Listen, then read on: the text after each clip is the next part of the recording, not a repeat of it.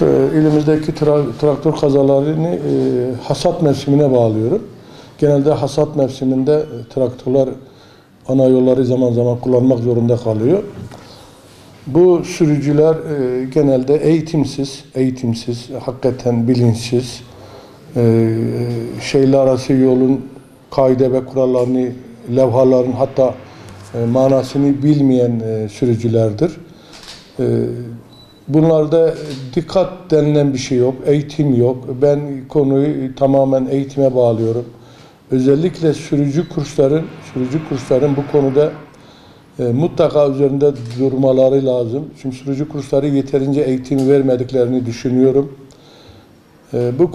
Bu konu sadece şoförler odasının konusunun olmadığını düşünüyorum. Bu konu hepimizin konusu.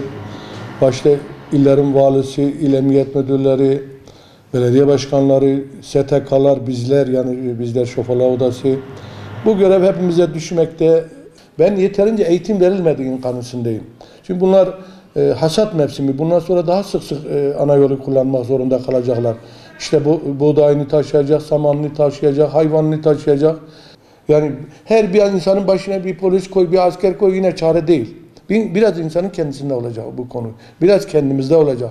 O trafiği her gün içimizde yaşamazsak, zaten bir haftayla, bir günle, bir saatle biz bunu geçiştirirsek doğru olmaz. Mutlaka bunu ilkokuldan üniversiteye kadar bunları teorik halinde çocuklara bu eğitimi vermemiz lazım. Zaten konuyla ilgili esas görevleri olan sürücü kursların bunu dört dörtlük yapmalarını bekliyoruz. O traktör sürücülerine şöyle bir çağrıda bulunmak istiyorum. Lütfen yollara, özellikle şehirler arası yollara çıktığınız zaman emniyet şeridi diye bir şeridimiz var. Yani iki şeridin dışında bir boşluk var. O şeridi kullansınlar. O emniyet şeridini kullansınlar. O emniyet şeridini kullandığı zaman kaza oranları çok daha düşecek. Şimdi bundan sonra hasat mevsimi. Çıkmayın, ana yola çıkmayın deme hakkına sahip değiliz. Şimdi bunların da işi bu. Bunların mesleği bu. Bakın söylüyoruz işte domates şu fiyatı, işte patates şu fiyata yükseldi, soğan. Niye? Bunu çiftçi yapıyor.